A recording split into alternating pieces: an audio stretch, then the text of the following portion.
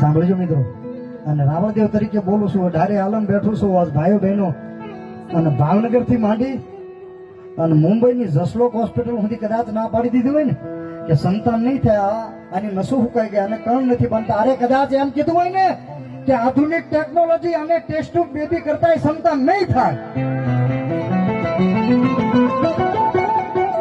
અહીંયા ભાઈઓ બહેનો બેઠા સાંભળજો, મને ન કેતા, કોઈ ભુવાને ન કેતા, પણ જ્યાં બેઠા છો આંખ બંધ કરીને આંખમાં આહુડા પાડીને મારી બીડ વાળી મેલડીને કહી દેજો એકવાર.